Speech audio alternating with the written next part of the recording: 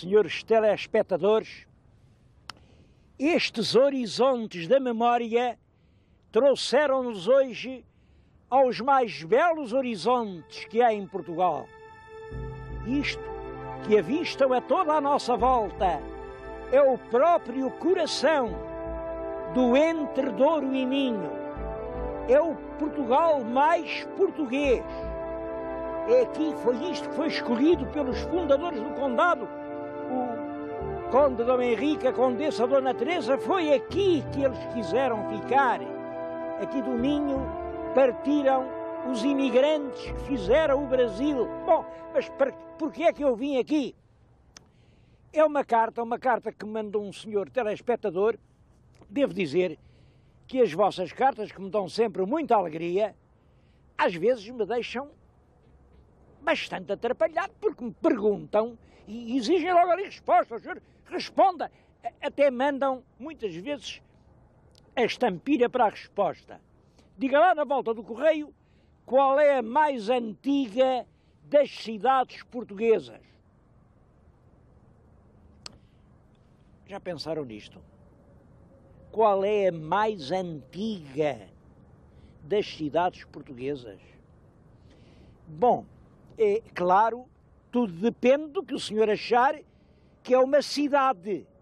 Se eu for pensar naquelas antiquíssimas citâneas de penhascos, fraguedos, que hoje estão desertas, isso aponta lá para o Neolítico, eu sei lá qual é a mais antiga. E já não são cidades, porque ali a vida parou, os habitantes, um a um, foram descendo até aos vales e foi lá que a vida continuou. Agora, cidade como núcleo de vida urbana, como coração propulsor de civilização, como centro de um poder organizado que impôs essa organização ao território circundante, se é disso que se trata, então não tenho dúvida nenhuma antes de responder. A mais antiga cidade portuguesa, que já o foi no tempo dos romanos, é a cidade de Braga, que outrora se chamou de Brácara Augusta. Claro que, nestes mais de 2000 anos, a cidade teve muitas faces, o coração mudou de sítio para sítio. Era sobre isso o nosso programa. Eu acho que durante alguns 1000 anos, o coração de Braga esteve ali, naquelas torres escuras que marcam o lugar da catedral. E a cidade continua a ter um coração, continua a exercer um papel civilizador. Agora o coração é além, um pouco mais longe. Vêm aquelas grandes massas de edifícios brancos. São o campus universitário da jovem Universidade de Braga.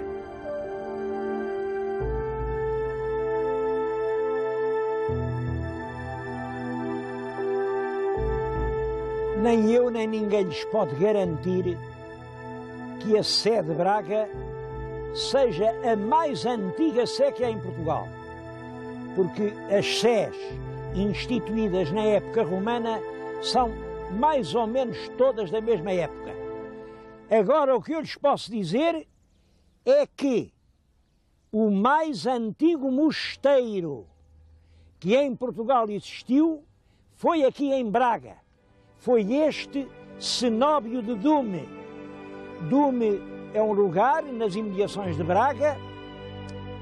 Havia aqui uma vila romana e, é claro, a vila tinha aqui este espaço onde havia uns banhos, que foi depois aproveitado pelo São Martinho de Dume para fazer um cenóbio. Um cenóbio quer dizer, era uma moradia para os companheiros que ele reuniu. Esse cenóbio tem a maior importância, porque São Martim, que vem lá de longe, ele vem da Panónia. A Panónia é uma região da Europa que nós hoje chamamos Hungria. Mas na época romana, no século V, não havia húngaros. Aquilo era uma província romana bastante civilizada, com populações germânicas. Os habitantes dali eram altos, espadaúdos, loiros. E isto é muito importante. Os suevos eram dali perto.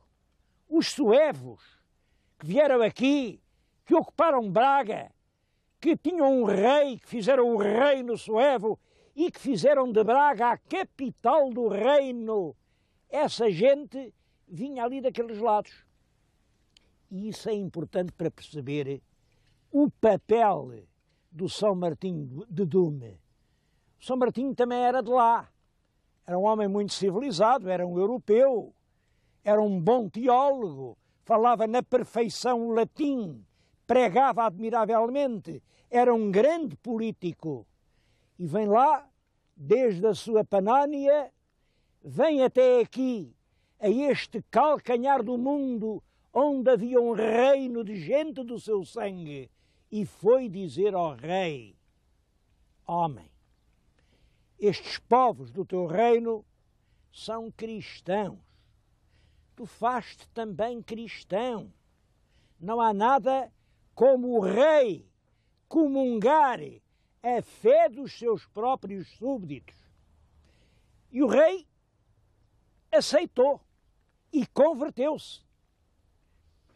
E depois o Martinho de Dume, que viveu sempre por aqui, foi feito bispo de Dume. E aqui teve monges que copiaram missais, que estabeleceram as regras do culto, que paroquiaram essas freguesias, que organizaram toda a diocese.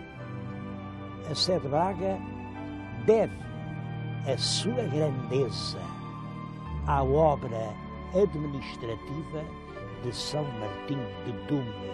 Ele chegou a escrever um livro que tem um nome bem significativo, De Correctione Rusticorum.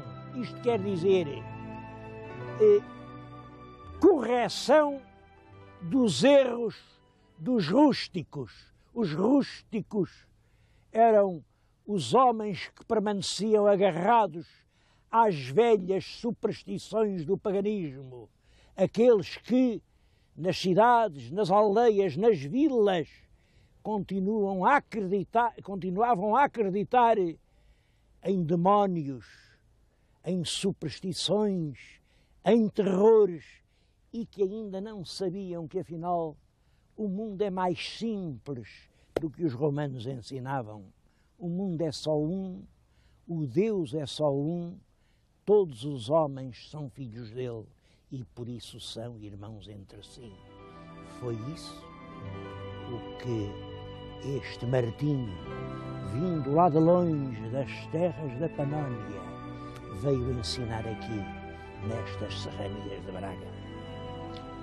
Ainda em tempo de São Martinho, construíram aqui uma basílica. Hoje é aquela igreja simpática, uma igrejinha minhota, frugal, mas sem nada de notável. Sem nada de notável aparentemente. Aqui debaixo deste chão, reparem, isto é um soalho. Lá embaixo, a 1,70 m, fica tudo quanto indica a antiga basílica do São Martinho de Dume. Entretanto, uma coisa é certa, a chama que ele aqui acendeu ainda se não apagou. Junto da sua estátua, uma lâmpada moderna tem uma chama que o povo não deixa apagar. E reparem, o culto, a palavra do apóstolo dos suevos continua a soar aqui, entre estas veigas de Braga.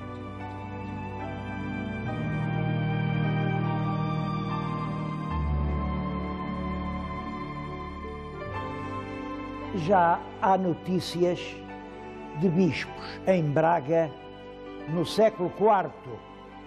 Ora bem, a gente, como sabem, está a acabar o século XX e ainda há arcebispos em Braga. Isto significa 16 séculos de história. Eu gostava de dizer que é uma história que nunca se interrompeu. Isso não é verdade, porque realmente quando vem no século VIII a invasão dos mouros, aqui em Braga as coisas foram terríveis. A igreja foi arrasada, os prelados tiveram que ir embora, eles estiveram algum tempo em Lugo e só depois, já no século XI, é que a sé de Braga é restaurada, com grande ajuda do conde Dom Henrique e da Dona Teresa. Estou-lhes a falar nisto porque hoje, aqui na Sé, existe um museu que tem lembranças de uma grande parte desse longo período da história. Isto é um cofre de marfim. Aqui em cima, a toda a volta, tem uma inscrição. Por essa inscrição, sabemos que este cofre foi oferecido a um filho do terrível Almansor. Almansor quer dizer o vitorioso, um príncipe muçulmano que levou a ferro e fogo tudo aqui. Ele foi até Compostela. Ele mandou dependurar os sinos que estavam nas torres do Santuário de Compostela e levou-os, foram levados aos ombros de escravos cristãos até Granada. Bom, o mundo dá muita volta e vejam como, afinal, é o cofre do filho do Almansor que vem parar ao tesouro da Sé de Braga, porque é no tesouro que eu lhes estou a falar. Há aqui muitas coisas notáveis. Este cálice que veem, isto é de prata e é também do século XI, portanto, do ano 1000 e tantos. Pertenceu ao arcebispo São Geraldo. Mas há aqui muitas coisas curiosas. Aquela imagem de Nossa Senhora com o menino é uma senhora da Nazaré que, segundo uma tradição muitíssimo antiga, esteve na Batalha de Aljubarrota. Dizem nem mais nem menos que isto, que o arcebispo de Braga, Dom Lourenço, tinha muita devoção naquela imagem e mandou por baixo pôr-lhe uma abertura, uma coisa de parafuso, e aparafusou-a no próprio elmo com que andava na batalha. A tradição bracarense é mesmo esta. É por causa da imagem que hoje ainda se diz: tem cuidado que este tipo é de Braga e chama-se Lourenço. É que realmente aquele arcebispo Dom Lourenço seria um excelente arcebispo, mas era um guerreiro terrível e andava com aquela imagem no elmo. Olhem, que linda salva de prata, aquele repuxado. Isto foi feito na Índia. É indo-português, é uma coisa do século XVI, da época dos descobrimentos, mas por descobrimentos está ali num outro armário uma pequena cruz, aparentemente um objeto quase sem beleza. Segundo uma tradição muito antiga aqui em Braga, foi esta cruz de ferro a primeira cruz a desembarcar no Brasil. Os missionários portugueses, eram frades franciscanos, que saíram da armada de Pedro Álvares Cabral, levavam a cruz alçada e foi depois ela a cruz que esteve na primeira missa. Por isso, foi esta cruz que foi ao Brasil assistir à missa da inauguração da cidade de Brasília. Foi daqui de Braga até lá, porque os brasileiros quiseram-na lá. Há muitas histórias curiosas relacionadas com essa missa. Uma delas liga-se justamente com a cruz. Parece que os portugueses, além da cruz que ia na procissão, quiseram deixar lá o lugar marcado por uma enorme cruz de madeira e talharam nos bosques 2 árvores. Eram daquelas árvores brasileiras, pesadíssimas. Os nossos marinheiros não imaginavam nada o peso de um tronco daqueles. Estenderam-o no chão, pregaram-lhe o outro em cruz, mas é claro que quando quiseram levantar, viram que não tinham forças para poderem erguer a cruz. E os indígenas, os nativos, que estavam escondidos na floresta a ver o que os nossos faziam, quando os viram com dificuldade em levantar a cruz, vieram meter-se entre eles e todos puseram ombro com ombro e puderam levantar a cruz que lá ficou.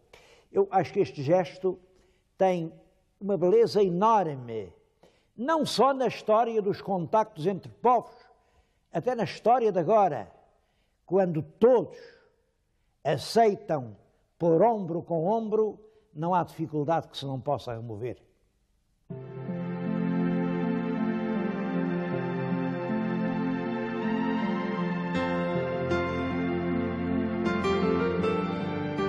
Os espaços onde outrora morava o arcebispo são agora uma biblioteca.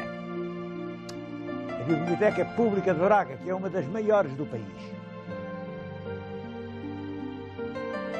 O exterior, como veem, é impressionante.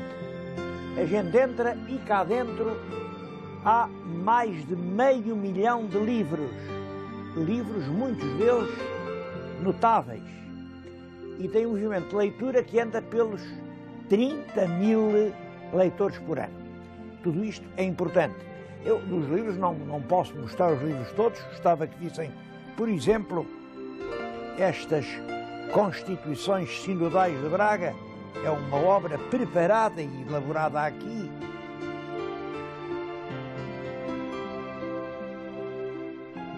Ou esta no fundo é uma história de Braga. É o famoso As Memórias Eclesiásticas de Braga, do famoso Dom Jerónimo, contador de Argote. Mas são inúmeros os tesouros que se guardam aqui dentro.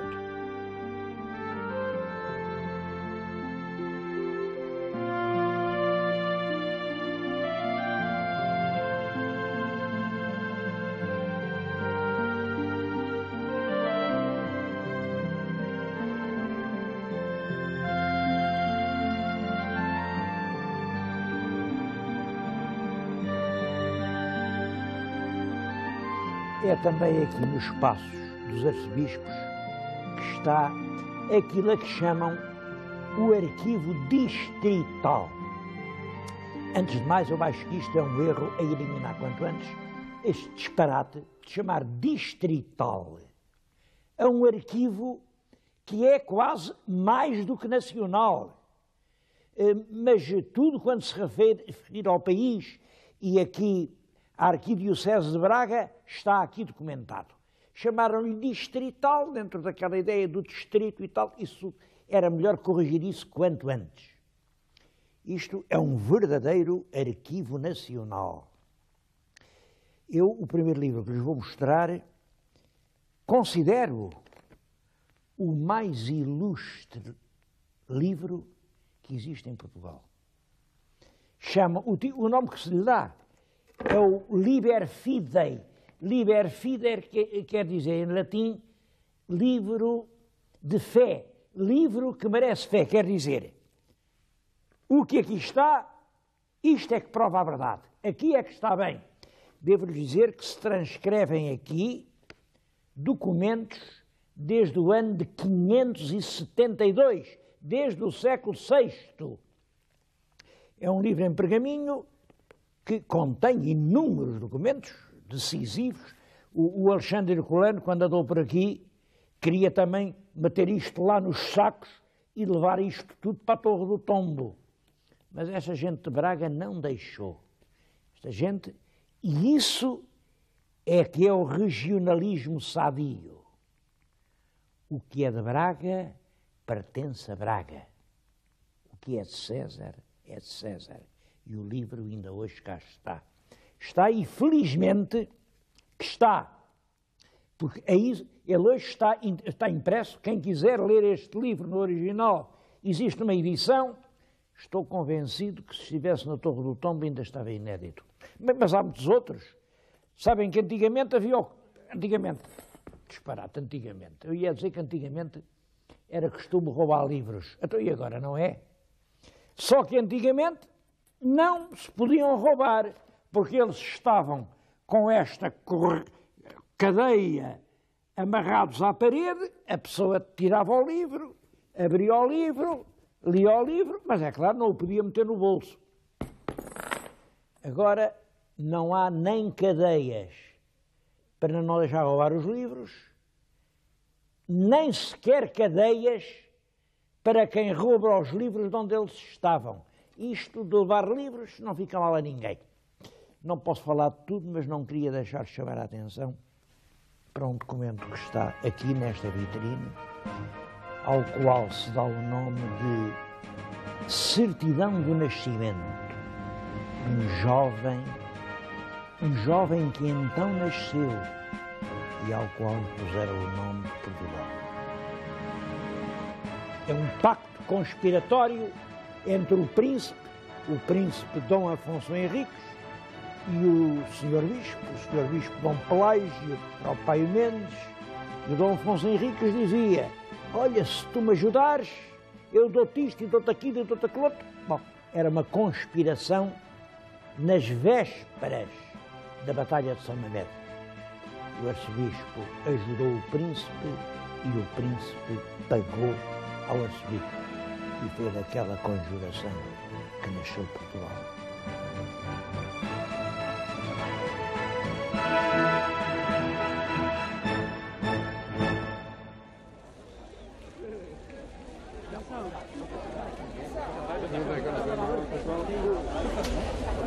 A tradição cultural de Braga continua hoje na universidade. Esta universidade é uma das mais jovens do país e consegue ao mesmo tempo ser já uma das mais prestigiosas. Aqui há 1000 professores, 12.000 alunos e em pouco tempo a universidade mudou a cidade.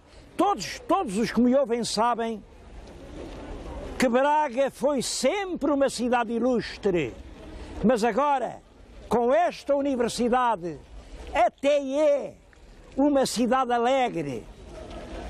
Eu penso muitas vezes que realmente as nações são como os nossos corpos, têm coração, estômago, cabeça. E em Portugal, sem dúvida, o estômago está no sul, o coração é o Porto, mas a cabeça continua a ser Braga.